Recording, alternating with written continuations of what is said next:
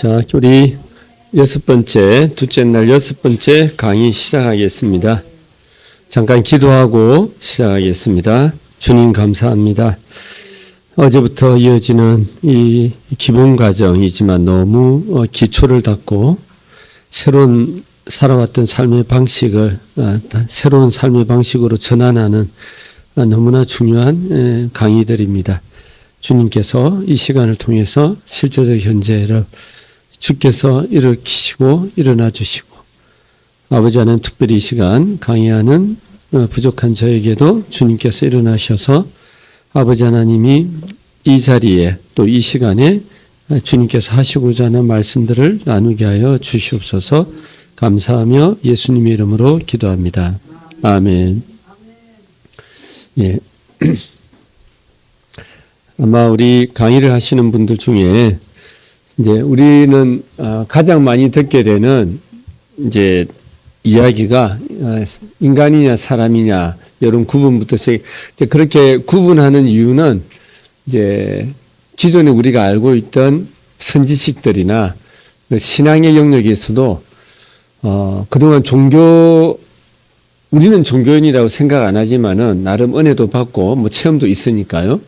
그런데 이제 실제적 현재나 이게 영성에서 혹은 책에서 얘기하는 사람의 입장에서 보면은 사실은 우리가 영적 체험을 좀 하고 예수님을 만난 기억도 있고 성경을 읽는 가운데 은혜도 받고 하지만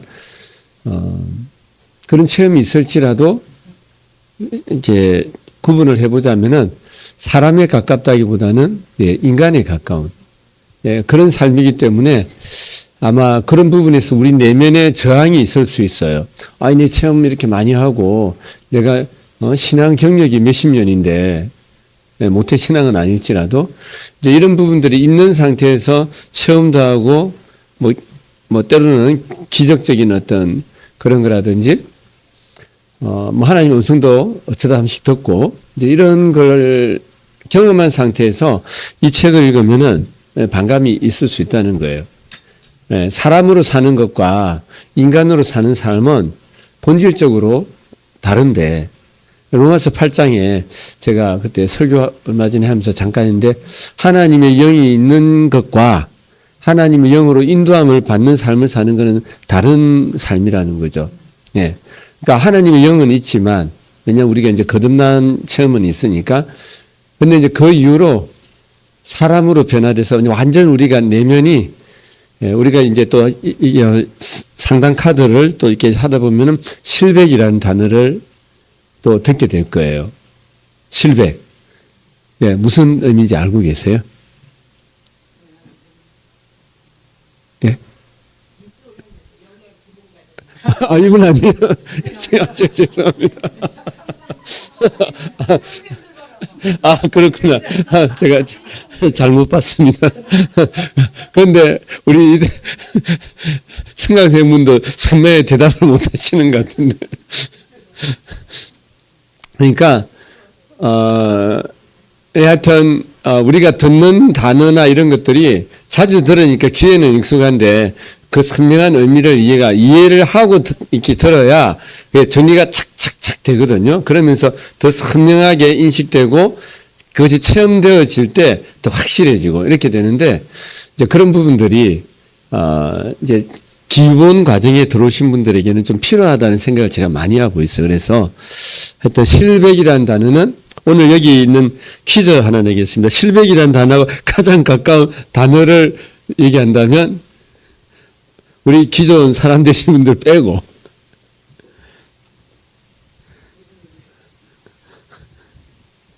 가장 가까운 개념의 단어. 우리 조금 전에 우리 김양수 목사님께서 읽으신 그 본문 중에 포함됩니다. 151페이지.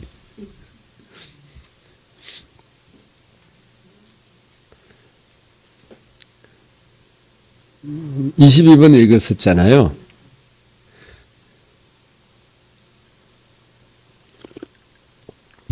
실백이라는 단어. 예?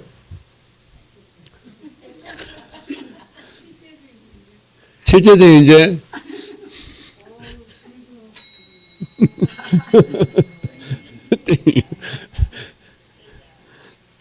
자, 100자가 1, 2, 3, 4, 5, 6, 7, 8, 9, 10, 100이 아니에요.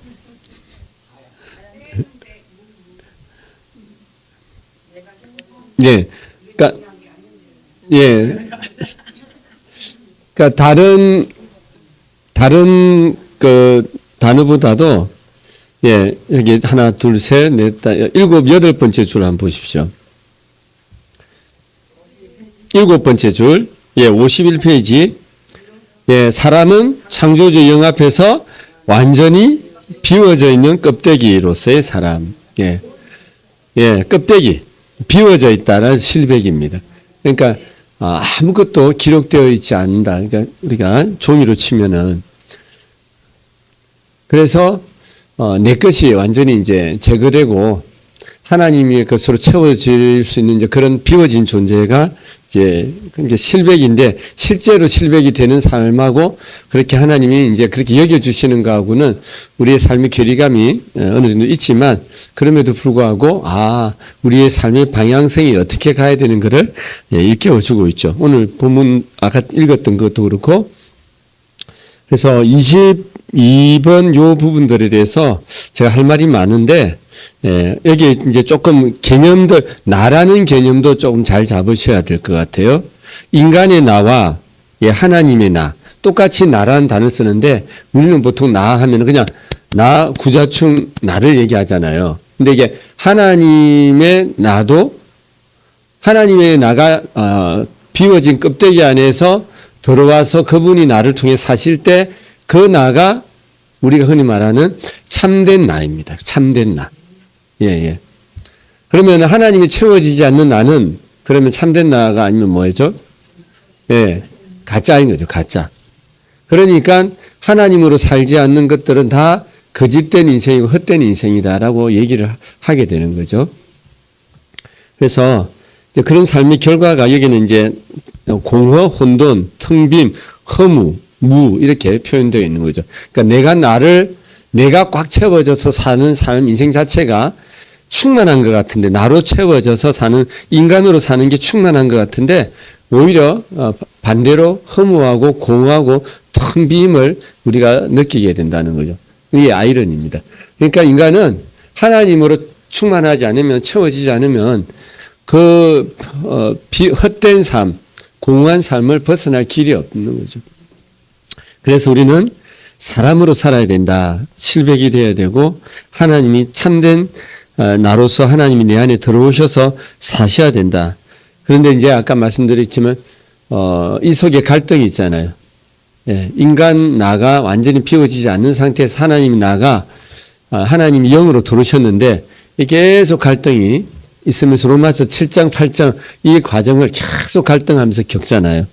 그러니까 그 과정에서 결국 우리가 해야 되는 거는 하나님이 충만하게 채워지려면은 나를 비워내는 과정을 계속 케노시스의 삶을 살아야 되는 거죠. 비워지고 또 비워지고. 근데 그게 그 네 가지가 하나님 없이 살 때는 이거 없으면 난 못 살아 하는 것들이기 때문에 이걸 내려놓기가 참 어려운 거죠. 그러니까 이거는 영성적으로 보면 훈련을 통해서 실제가 돼야 되는 부분인데 우리의 고백들이 사실은 이런 고백들이거든요. 저를 비롯해서. 그러니까 사람이란 단어와 인간이란 단어가 너무 이렇게 밀접하고 가까운 단어인데 인간에서 사람 되는 과정은 너무 멀게 느껴지는 거예요. 그 과정이 내려놓고 비워야 될 게 너무 많으니까. 그러니까 근데 그 과정에서 저도 이제 물질적인 부분들이나 뭐 자의식, 지식 뭐 다 걸리죠. 그런데 이제 이거를 내려놓는 과정은 좀 심하게 말하면 죽을 것 같아요. 죽을 것 같아요. 근데 사실은 죽을 것 같은 게 아니라 죽어야 되거든요. 자아가 죽어야 되는데 그래야 주님이 사시는데 본격적으로 이렇게 사는 주체가 이제 달라지면서 그래서 참된 나로 사는 것이 하나님이 우리에게 원하시는 것이고 그것은 비움의 과정을 통해서 이루어진다. 실제화된다. 근데 비움이 우리 스스로 죽을 것 같아서 이렇게 절벽에 이렇게 뭐 나무 하나 잡고 이거 놓으면 떨어져 죽는 줄 알고 안 놓으려고 막 그러니까 하나님이 우리에게 힘을 기다리시는 거죠. 힘 빠질 때까지. 아니면 위에서 그 나무로 흔드세요. 빨리 나 하면서 흔들어서 막. 그러니까 하나님의 방법은 흔드시든지, 그래, 네가 힘 빠질 때까지 내가 좀 기다려줄게. 그래서 도저히 힘 빠져서 손을 놓지 않으면 안 될 정도까지 돼야, 그제까지 하나님 기다리시는 거죠. 그렇죠. 근데 우리는 그게 안 보여요. 예. 우스갯소리 있잖아요. 거기 하나님 말고 누구 다른 사람 없어. 예. 자로 사는 것을 포기하기가 말 그대로 죽음 그 자체예요. 포기는 죽음이다. 예. 그래서 우리가 그런데 그 과정을 하나님께서 우리에게 실제로 이루어주시는 것은 예수님과 연합하는 건데, 예수님과 더불어 죽고 더불어 살고. 그러니까 하나님께서 그 길을, 우리 힘으로는 그 길을 갈 수 없기 때문에 예수님 안에서 성령께서 그 예수 그리스도의 죽음을 우리에게 적용시킬 수 있도록 은혜를 주시는 거죠. 그 덕분에 우리가 사실은 그 자의 죽음의 과정을 갈 수 있는 겁니다. 예. 예. 어떤 면에서 보면 영성의 모든 과정은 하나님께서 계획하시고 주도하시고 완성해 가시는 게 맞는 거죠. 예. 예. 23번 우리 읽겠습니다. 이는 사람 개념과 반대로 인간은 자연 앞에서 스스로 창조하고 만든 무엇으로 완전히 꽉 채운 만물의 영장을 두고 말한다. 즉 스스로 자신이 만든 무엇을 가득 채운 존재이다. 만물의 영장은 우리가 뿌듯해하고 교과서에서 우리가 배웠지만, 내가 스스로 만든 게 많은 사람일수록, 이룬 업적이 많은 사람일수록 우리가 뿌듯해하고 자부심을 가지잖아요. 예, 그런데 이제 성경에서는, 우리 영성에서는 그런 사람을, 여기 우리가 조금 전까지 읽었던 요번 과정에서는 없지만, 이제 자충족한 존재다라고 이렇게 얘기를 합니다. 자충족한. 예. 그러니까 스스로 자기 자신의 삶에 필요한 모든 것들을 만들고 창조하고, 그 또 앞으로 그렇게 계획해서 자기 인생을 스스로의 힘으로 이끌어가는 존재들이죠. 그래서 이제 문명이 발달하게 되는 거고요. 예. 그래서 그러나 만물의 영장으로서의 인간은 자연의 호응과 만날 수 있으나 창조주의 영은 결코 만날 수 없다. 만물의 영장으로서의 인간은 결코 껍데기로서의 사람이 될 수 없기 때문이다. 인간이라는 존재 안에는 외연과 관계할 때, 이걸 자연과 관계할 때라고 이렇게 이해해도 됩니다. 사용하는 인과율에서 터득한 여러 가지 문화적인 지식으로 꽉 차 있다. 유튜브나 이런 것들 우리가 계속 뉴스도 마찬가지고 책도 마찬가지고, 이런 꼭 정보뿐만 아니라 우리 내면에 어떤 만족을 주는, 또 우리가 필요로 하는 것들을 계속 습득해 나가는 이런 우리의 내면의 메커니즘을 보면은 자충족한 존재가 맞는 거죠. 그러니까 하나님을 찾는 게 익숙하고 하나님께 묻고 하나님을 의지하는 이런 삶보다도 이제 눈을 탁 떴을 때 하나님을 부르기보다 핸드폰 딱 들고 오늘 재미있거나 즐거운 소식 없나 이러면서 오늘 이재명 대통령이 트럼프와 만나고 뭔 얘기를 했나 이제 그게 궁금하기도 하고, 이제 이런 것들이 우리가 자충족한 존재라는 것을 간접적으로 표현하고 있는 거예요. 하나님이 없어도 우리는 얼마든지 충분히 살 수 있다. 이게 자충족한. 근데 이제 제가 주로 이제 그런 성향이 강하니까 우리 담임 목사님께서 이름을 바꿔야 된다. 자충해서 주충으로, 주님으로 충만한. 근데 제가 그 이름이 너무 우중충합니다. 그래서 내가.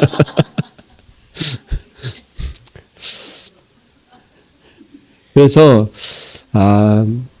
그러니까 이제 제가 제 삶을 아침부터 저녁까지 이렇게 보니까, 제가 자충족한 사람이 맞더라고요. 야, 이거 어떻게 해야 되나, 이거. 근데 인식한다고 해서 그게 고쳐지지가 않더라고요. 그러니까 배운 즉시 그게 실체가 되면 얼마나 좋겠습니까? 그러니까 이거는 내면의 성향 자체가 확 바뀌어야 되는 거예요. 그래서 기도하고 연단받고 또 훈련하고 또 말씀으로 새롭게 되고, 이 과정이, 그래서 그게 그렇게 완성되도록 하는 곳이 어디예요? 예, 교회 공동체, 교회 공동체.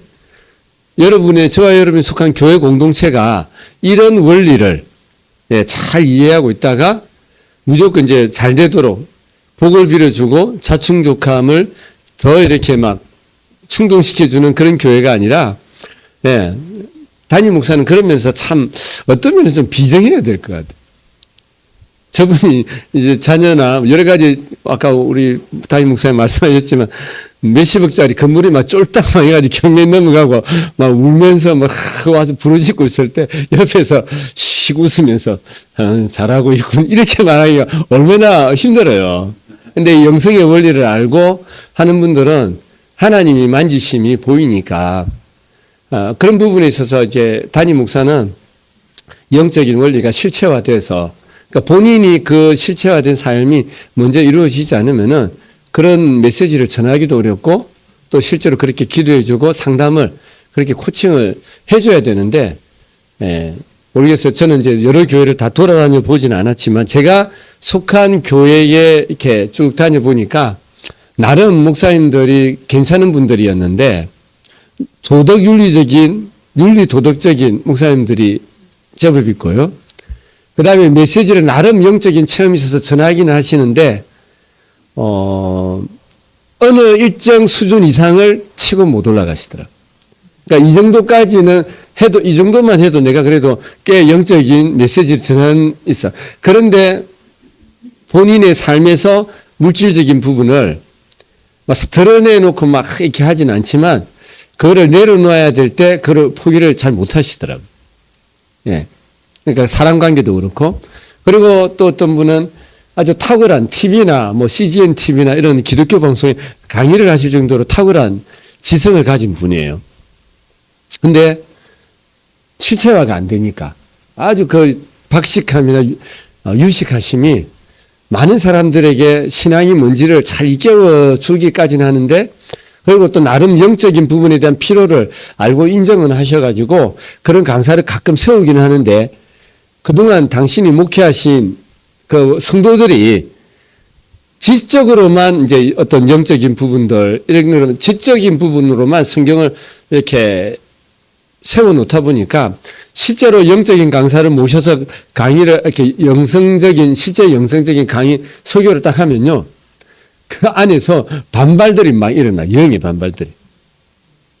그러니까 지적으로 영성이 필요해서 그런 분을 모셔서 강의를 시켰는데, 본인이 목회하면서 그런 훈련을 영성을 실체화시키는 목회를 못하다 보니까 막상 실제가 오니까 이제 들고 일어나는 거예요, 속에서. 그러니까 이제 그걸 감당 못하니까 그런 분 모시기가 부담스러운 거죠. 본인이. 필요는 알지만.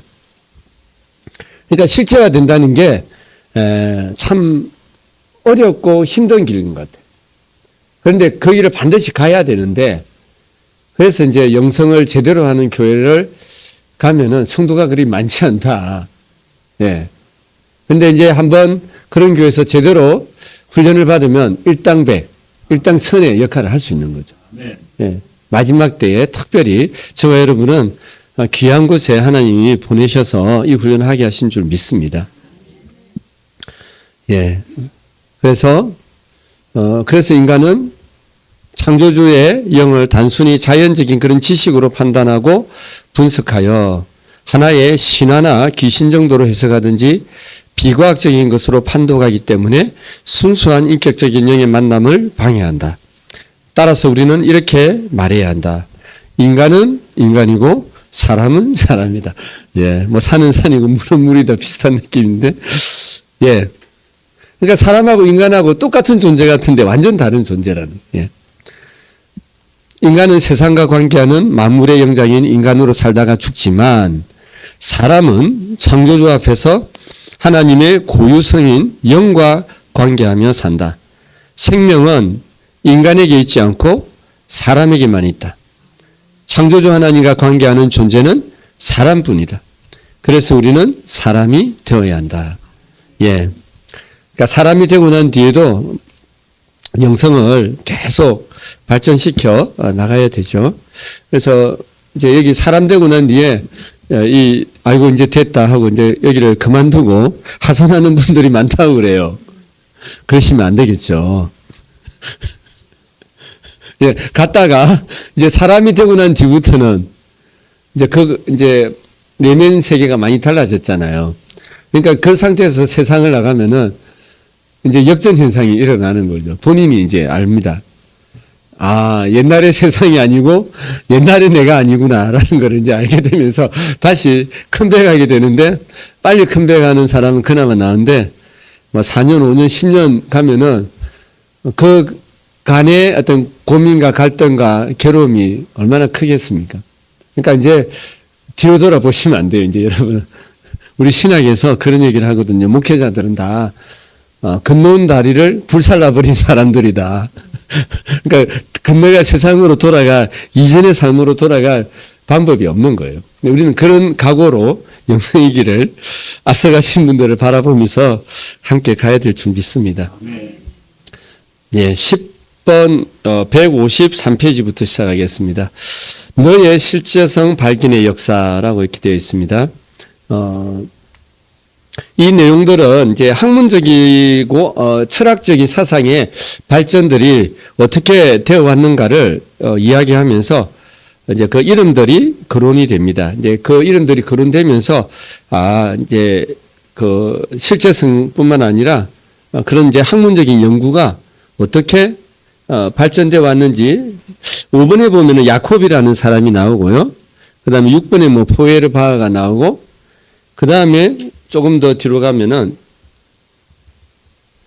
키엘케가드라는 사람이 나오고, 그 다음에 우리가 이제 이 책에 한수환 교수님이 저자이신 이 책에 가장 많이 영향을 받고 인용한 분이, 그러니까 부부와 에버너라는 분이 나와요. 그러니까 이제 사실은 한수환 교수님이 얘기하고 싶은 부분은 부부와 에버너의 사상을 통해서 실제성이나 나와 너의 관계나 이런 살아있는 하나님과의 그 관계를 말하고 싶은데 바로 안 들어가고 이제 야콥이라는 인물부터 이제 분석하면서 쭉쭉쭉 이렇게 발전시켜 나가는 이제 그 흐름들을 추적하고 있습니다.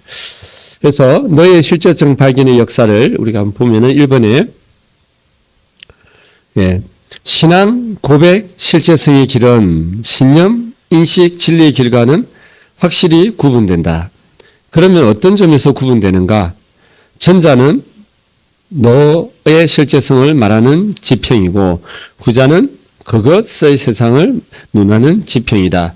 부부와 에버너는 이런 두 개의 지평들에 대해 나와 너의 지평과 나와 그것의 지평이라고 명백하게 규정했다.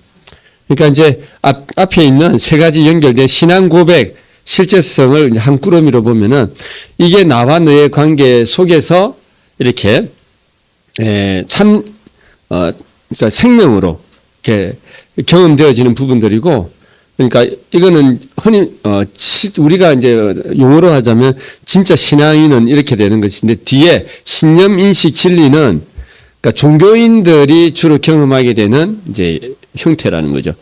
그러니까 신념을 가지고 종교적인 신념을 가지고 있고, 그리고 종교를 그리고 하나님을 인식으로 접근해서 이제 획득해 간다는 거예요. 그러니까 성경을 읽을 때도 혹은 기도를 할 때도 그 생각이 하나님을 나와 너의 관계로 생명의 관계로 인식하는 게 아니라 그분, 그러니까 성경에 기록되어 있는 그 하나님으로 인식하면서도, 근데 막상 성경의 하나님을 인식하지만 그게 실제 하나님으로 체험되고 경험되기보다는 성경의 하나님을 이해하고 인식할 때도 나름 나만의 어떤 하나님으로 인식하게 되는, 그러니까 하나님이 그 과정에서 약간 왜곡이 있게 되는 거죠. 그러니까 실제로 체험하지 못하다 보니까 이제 그런 부분들이 있을 수 있다는 거예요. 그리고 진리의 길이라고 얘기는 하지만 여기서 어쨌든 에버너가 얘기하고 싶은 거는 나와 너의 1인칭, 2인칭의 관계가 굉장히 중요하다라는 걸 얘기하고 싶은 겁니다. 그것만이 실제고 그것만이 우리의 신앙과 그리고 또 그 신앙에 따른 고백을 그 나와 너의 관계 속에서만 이루어질 수 있다라고 얘기하는 거죠. 그러니까 그 외에 어떤 신념, 인식, 진리의 방법은 참된 생명을 경험하기보다는 이데아나 실제가 아닌 것으로, 생명이 아닌 것으로 이렇게 귀결될 수밖에 없다고 얘기하는 것입니다. 그래서 두 가지 지평에 대해서 얘기를 합니다. 이 부분은 뒤에 계속 나오니까 한번 더 읽겠습니다. 이번 실제성의 지평은 오직 나와 너의 지평이고 이와 대조적으로 진리의 세계는 나와 그것의 지평과 관계한다. 이거는 이제 나와 그것이니까 1인칭과 3인칭의 관계죠. 예. 특히 진리 개념이 서구의 전통적 이해에 있어서는 형이상학적이고 인식론적인 방식, 즉 대상과 그 대상을 판단하는 인간 정신과의 일치라는 규정 아래 있는 한 처음부터 나와 그것의 세계를 말하고 있다. 그러나 하나님의 영과의 만남은 이런 진부한 진리의 세계에서 실현되는 것이 아니라 처음부터 나와 너의 실제성의 지평에서 실현된다. 여기서 우리는 독자들의 이해를 돕기 위해 너의 지평이 어떻게 발견되었고 그것이 학문적으로 성립되었는지를 역사적으로 간단히 스케치해 보기로 한다. 예. 계속 읽겠습니다. 3번. 너란 무엇이 옳고 그른가를 판독하고 규정하는 인식의 대상 개념이 아니라 죽고 사는 실제성의 개념이다. 그것은 우리가 구체적 사물을 놓고 인식하고 서술, 묘사, 판단, 정의할 수 있는 실체 개념이 아니다. 그렇기 때문에 그것을 규정하거나 정의할 수 없다. 만약 너를 규정한다면 우습게도 하나의 인칭 대명사로만 성립될 뿐이다. 그럼에도 불구하고 물론 너는 분명히 하나의 인칭 대명사이기도 하다. 그러나 문제는 2인칭 대명사로 존재하는 그 무엇을 규정한다는 것이 언어적으로 불가능하다는 점에 있다. 도대체 2인칭 대명사로만 표현되는 그 무엇이란 무엇인가? 그것을 어떻게 설명할 수 있는가? 우리는 여기서의 설명이라는 말이 불가피하게 그리고 항상 3인칭이라는 형식으로 표현되어진다는 사실을 알게 된다. 우리의 머리의 구조 혹은 두뇌의 인지 능력은 반드시 3인칭이라는 형태가 되어야 비로소 설명할 수 있고 개념으로 만들 수 있다. 아쉽게도 우리의 두뇌는 1인칭과 2인칭을 설명할 수 없는 한계를 처음부터 가지고 있다. 1인칭과 2인칭은 상대를 불러내는 주격과 상대를 향하여 부르는 호격과의 관계에서만 사용될 뿐 그 외에 달리 사용되지 않는다. 이런 점에서 인식 혹은 사유란 처음부터 3인칭을 생각하고 사유하며 인식하는 정신의 적용이다. 인간이 만든 모든 언어는 흥미롭게도 3인칭만을 사용해서 발설되고 말해야 하는 근본적인 한계를 가진다. 언어를 인간 정신이 창조하였는데 3인칭만 사용하여 말할 수밖에 없다는 점은 그 언어를 창조한 인간 정신이 이미 3인칭적인 존재이기 때문이다. 3인칭이란 죽은 사물을 지칭할 때 사용하는 인칭 대명사인데 정확하게 표현하자면 생명인 상대를 죽은 사물이라 칭할 수 있는 3인칭으로 만드는 인간 정신임을 전제한다. 3인칭이란 이미 지나간 사실을 취급하는 시제로서 생명이 없는 상태를 가리킨다. 그러니까 우리의 모든 두뇌 작용은 살아있는 생명을 사실은 죽이는 작용이고 1인칭과 2인칭에서 일어나는 생명의 관계를 3인칭으로 묘사, 서술, 기술, 분석, 판단, 종합, 개념으로 정리하고 있기 때문에 본질적으로 과거라는 시제에 머물고 있다. 과거란 지나간 현재로서 더 이상 생명이 없는 상태, 즉 생명을 상실한 상태를 나타내는 시제이다.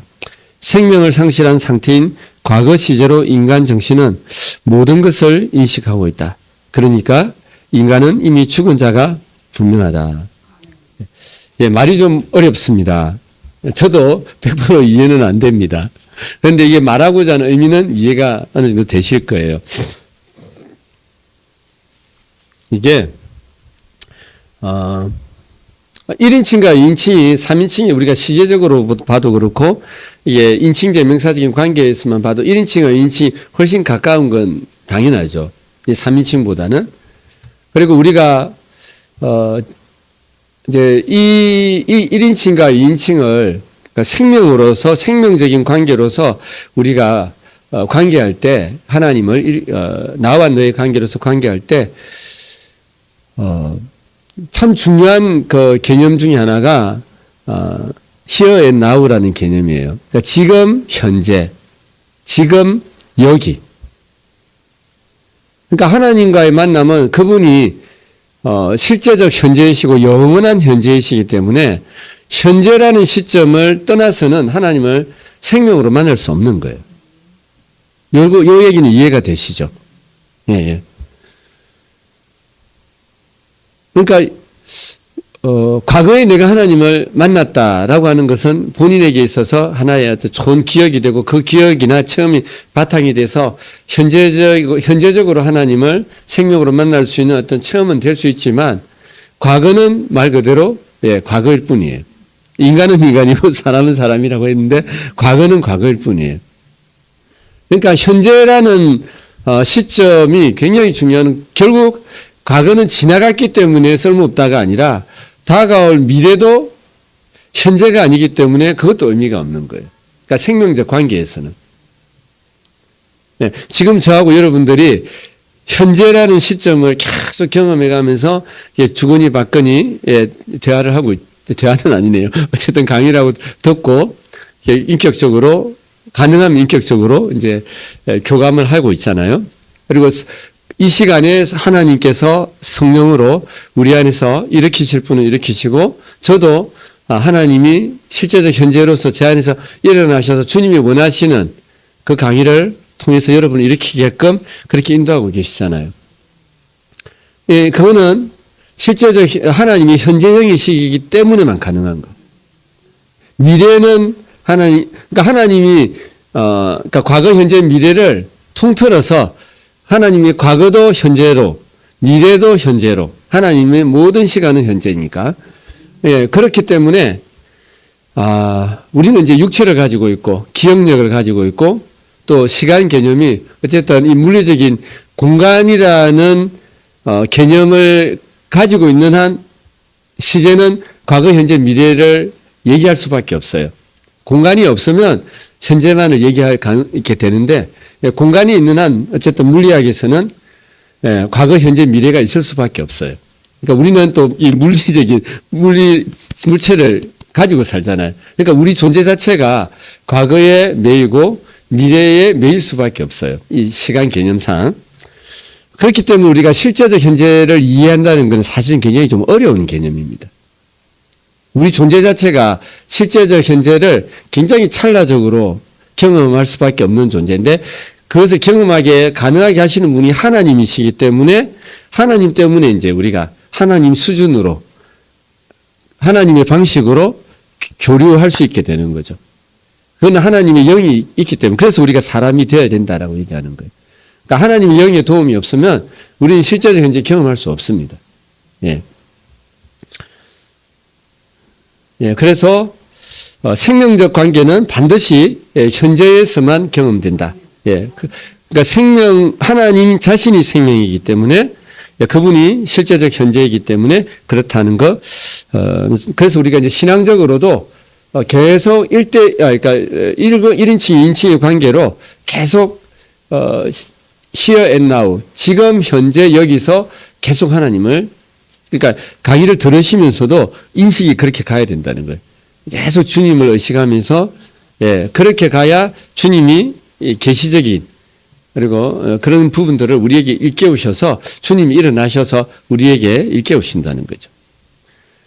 참 어렵습니다. 이렇게 머리가 이렇게 좀 논리적인 분들은 이제 그게 1인칭, 2인칭의 관계보다는 1인칭, 3인칭 관계에 굉장히 익숙하거든요. 그게 편해요. 심리적으로도. 그러니까 예, 그렇죠. 인간이라는 존재가 편하고 또 이렇게 논리적이고 이게 그 인간율에 익숙한 사람들은 그게 굉장히 익숙하고 그게 그렇게 정리하는 게 편한데 근데 이제 그래서 사실은 좀 이런 표현이 어떨지 모르겠지만 가슴으로 이렇게 소통하는 분들은 하나님을 좀 생명으로 만나는 게 좀 저는 머리로 만나는 사람들은 훨씬 저는 유리하다고 생각을 하거든요. 예. 그러니까 좀 영적으로 굉장히 예민하고 감정적으로 이렇게 쉽게 이렇게 그 반응이 되는 분들. 그러니까 머리로 반응하는 분들은 1인칭, 3인칭 쪽으로 많이 가깝기 때문에 참 어려워요. 예. 제가 그래서 그렇거든요. 그래서, 이게, 근데 이제 아까 어제 그나마 또 우리 유자성 목사님께서 위로를 해 주셨습니다. 예. 그 머리가 이렇게 논리적인 사람들이 하나님 만나기가 1인칭, 2인칭으로 만나기가 어렵기 때문에, 그렇지만, 일단 그 고비가 넘기는 힘들지만 고비를 넘기 시작하면 또 새로운 지평이 열릴 수 있다. 이제 그런 말씀을 해 주셨는데 위로가 되고요. 기도해 주시면 감사하겠습니다. 여러분들에게도 어쨌든 각 사람이 개인의 성향에 맞게 하나님이 최적화해서 여러분들을 훈련시키시고 만나시기 때문에 하여튼 하나님의 방법이 저는 최고라고 생각합니다. 예. 자, 4번입니다. 우리 두뇌가 불가피하게 그리고 반드시 3인칭과 관계하는 한 1인칭과 2인칭의 의미를 설명하는 데 근본적인 한계를 가진다. 예. 참, 이렇게 전환이 있어야 되는 거죠. 예. 그럼에도 불구하고 분명한 점은 1인칭과 2인칭이 항상 실제적인 현재와 직결된다는 사실이다. 예. 그러니까 1인칭, 2인칭의 방법에는 뭐 다른 방법이 없습니다. 네, 3인칭이 익숙한 사람은 어쨌든 2인칭으로서 1인칭과 2인칭의 관계로 하나님을 만나는 훈련을 계속 해야 돼요. 이빨 교정하듯이. 1년이 걸리든 2년이 저희 딸 보니까 2년 동안 이빨 교정하더라고요. 교정 끝나고 난데도 뭘 또 끼우더라고요. 원래로 안 돌아가도록 뭐 이렇게 끼워야, 자는 동안 끼워야 다시 이전으로 싹 안 풀린다고. 이게 그거를 빼도 이제 이전으로 안 돌아갈 정도로 딱 고착화 돼야 되나 봐요. 그러니까 이제 이빨 교정하는데 최소 3, 4년이 걸리는 것 같아요. 그러니까 3, 4년 동안 영성훈련을 빡세게 열심히 한다 생각하시고, 기본 과정 2년, 실맹 과정, 그리고 나머지 또 과정들도 우리 손상준 박사님 또 이렇게 뒤늦게 합류하셔서 반가운데요. 네. 그러니까 여기를 때우는 자리로 생각하시지 마시고 집중해서 내가 그 사람이 그놈이 뭔지 내가 반드시 사람이 되어보겠다 결심을 하시고 예, 염려하지 말라고 다 들으셨죠? 여러분이 장인이십니다. 예, 잘하실 줄 믿습니다. 하나님이 보내신 줄 믿습니다. 예, 5번 이 문제는 차차 알아가기로 하고 우선 여기에서는 너의 실제성을 학문에서 어떻게 발견하였는가를 생각해 보기로 한다. 너의 실제를 의미 있게 의식하면서 사용한 사람은 우선 F.H. 야고비라고 할 수 있다. 그는 독일 디셀도르프에서 출생하여 괴테와 낭만주의의 영향을 받은 철학자로서 특히 루소의 영향을 받았는데 참된 철학은 감정과 신앙에 의한 것이라고 주장한 사람이다. 계몽주의와 합리주의를 반대하여 비합리주의에 선 철학자로 알려져 있다. 이런 그가 1775년 익명의 어느 사람에게 쓴 편지에서 너의 개념을 진술하는데 나는 문과 길을 열어 내 손을 펼쳐서 그 시선 속에서 떨어질 수 없는 것, 즉 너와 나를 느낀다. 고 기록했고 또 다른 곳에서는 너라는 존재가 있고 나라는 존재가 있다. 라든지 너 없이는 나라는 존재가 불가능하다는 말도 남겨놓았다. 그러니까 이제 이 야곱이라는 철학자가 그 당시에 이제 그러니까 계몽주의 시대 이후에 이성의 어떤 가능성을 훨씬 높게 이제 평가를 하고 심지어는 우리 포에르바이 같은 우리가 다른 과정에 쓰지만 어쨌든 많은 철학의 사조가 이성이 이제 주인이 되는 그래서 인간이 가장 존귀하고 고귀하고 가치 있을 수 있는 근거를 이성의 근거를 두고 논하기 시작을 했거든요. 그러니까 이제 이성의 역할이 하나님을 인식할 때 나와 너의 관계로서 생명 관계를 인식해야 되는데 이성이 그렇게 못한다는 거예요. 그래서 이제 이 야곱이라는 사람은 오히려 우리가 이제 뭐 지성, 감성, 의지라고 구분해 본다면 감성적으로 하나님을 만나는 것이 하나님을 1인칭, 2인칭 나와 너의 관계로 만나는 것이다. 그러면서 이성적인 그 접근을 하나님과의 관계 속의 접근을 그 한계를 이 사람은 본 것 같아요. 그러니까 이성으로서 신앙생활하는 그 결과가 사실은 영적인 어떤 실제성이나 이런 것들을 많이 잊어버리게 되고 상실하게 되면서 그러니까 계몽주의와 합리주의가, 그러니까 계몽이나 합리가 나쁜 게 아닌데 이제 합리주의로 치우치는 게 문제인 거죠. 그러면서 이제 비합리주의로 주장하기 시작하고 그 비합리주의의 어떤 핵심으로서 감성으로서 감정으로서 하나님을 추구해가는. 그러니까 이제 그런 부분들도 너무 그쪽으로 또 반대로 치우치면 그것도 한계가 있습니다. 나중에 이제 우리가 경건주의 운동의 교회사에 보면은 그런 한계가 있거든요. 너무 지적으로 하나님을 추구해가는 그 반항으로 경건주의가 나오게 되는데 경건주의에 또 문제가 생기면서 너무 주관주의적으로 치우치고 신앙이. 그러니까 하나님을 나와 너의 관계로는 체험하는데 그러니까 지성적인 부분이 많이 약화되면서 또 그런 한계가 있거든요. 근데 어쨌든 계몽주의와 합리주의의 그 약점들을 간파하고 비합리주의라는 말이 좀 약간 어감이 좀 부정적인데 어쨌든 감정적인 하나님을 실제로 그분을 만나는 것에 대한 어떤 그런 부분들을 추구했다라고 보시면 될 것 같습니다.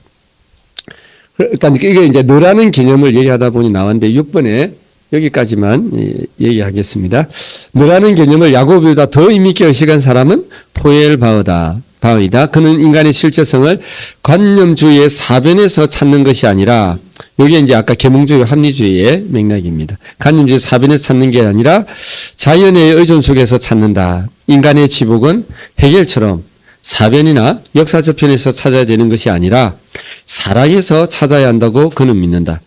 그래서 그에게 사랑은 나라는 존재 위에 다른 어떤 무엇이 있다는 증거인 것이다. 사랑이란 나와 너의 만남을 의미하는데 이 근원적인 관계의 지식을 포엘바흐는 자신의 철학적인 결론으로 세운다. 그러니까 이제 아까 야고비가 얘기한 그 맥락을 조금 더 이어받아서 사랑이라는 개념으로 접근한. 사랑이라는 게 왠지 우리가 지성적인 사랑도 물론 있지만 감성적인, 우리가 흔히 사랑하면 그런 느낌을 가지게 되죠.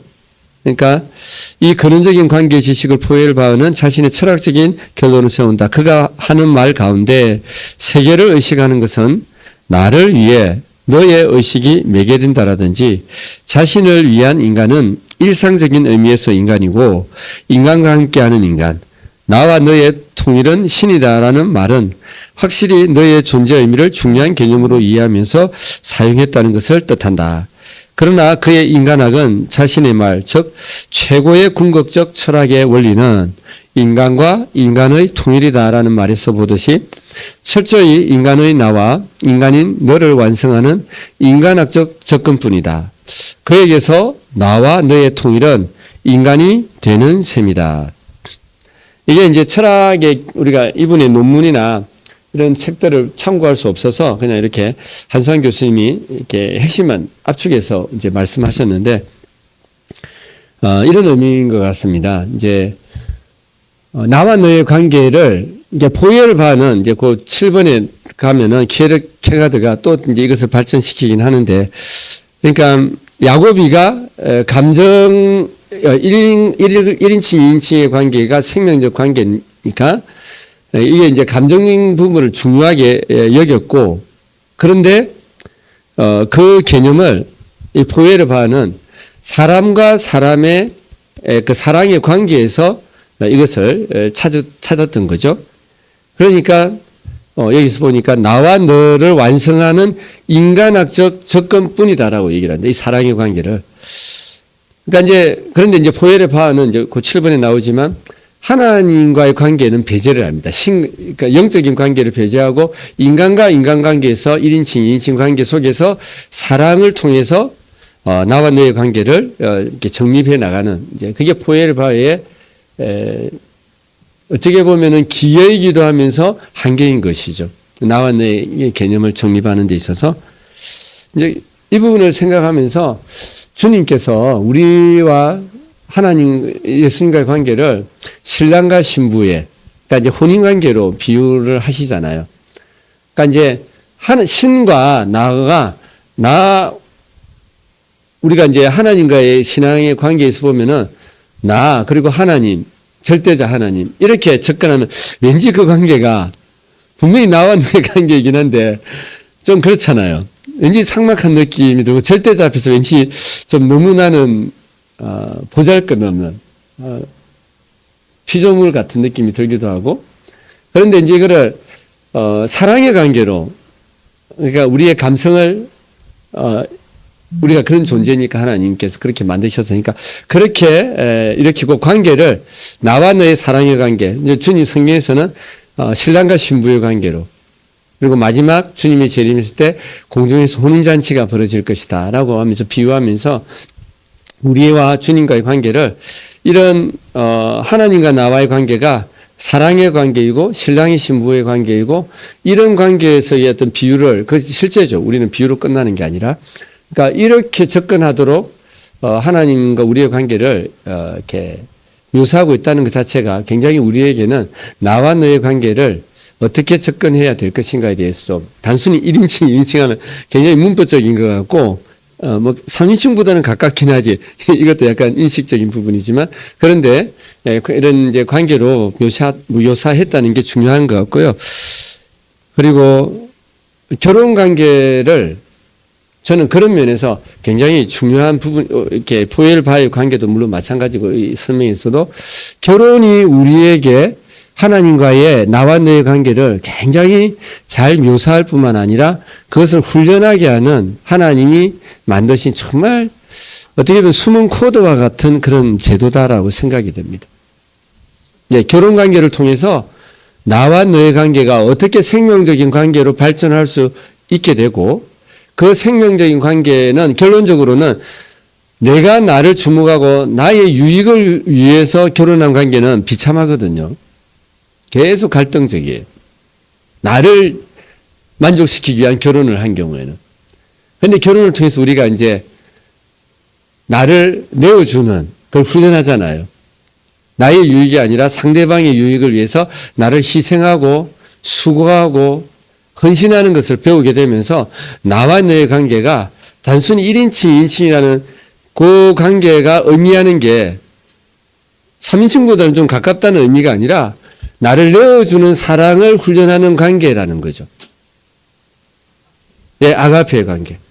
그게 주님께서 1인칭, 2인칭 관계를 통해서 우리에게 아가페로 다가오시면서 우리에게 일깨우는 생명의 의미, 본질적인 의미가 그거라는 거예요. 예, 결론적으로 인간은 결론적으로는 자기 자신을 위해서 살 수밖에 없고, 그리고 자기 자신의 인생을 위해서 만약에 필요하다면 나의 유익을 위해서라면 결혼도 안 합니다. 요즘 젊은 친구들은. 그런데 결혼에는 숨은 코드가 있거든요. 그것을 깨닫는 사람은 결혼을 할 거예요. 힘들겠지만. 그래서 어쨌든 나와 너의 관계가 단순히 어떤 개념적인 관계가 아니라 실제적으로 우리에게 그 관계가 의미하는 바들을 조금 더 깊이 좀 깨달아 갔으면 좋겠다. 그리고 앞으로 그것을 더 풍성히 경험해 가시는 저와 여러분들이 되셨으면 좋겠습니다. 네, 감사합니다. 기도하겠습니다. 주님 감사합니다. 하나님께서 우리에게 보여주신 그 아가파의 나와 너의 관계를 통해서 이기적이고 인간인 저희들이 하나님 없이 스스로 우리의 만족을 위해서 우리의 인생을 그렇게 애쓰고 힘써서 준비해오고 살아왔던 저희들에게 아버지 모든 것을 다 비우고 내어주는 관계를 통해서 아버지 생명으로 충만케 하시는 그 하나님의 십자가의 사랑을 깨닫게 하시니 감사합니다. 하나님, 우리의 남은 생에 이 영성 훈련을 통해서 이 주님과의 관계, 아들, 왕, 성전, 제사장, 신부의 관계를 더 깊이 깨달아가게 하시고 그 정체성을 덧입는, 그래서 벌레가 나비로 변화되는 이 존재가 새로 정말 혁명되는 놀라운 경험들을 하는 저와 여러분 다대로 주님 축복하여 주시옵소서. 예수님의 이름으로 감사하며 기도하옵나이다. 아멘. 예, 수고하셨습니다. 미숙 목사님 눌러주세요. 올해는 김미숙 목사님하고 안종환 장로님이십니다. 맛있게 드시고 조시부터 강입니다. 아멘.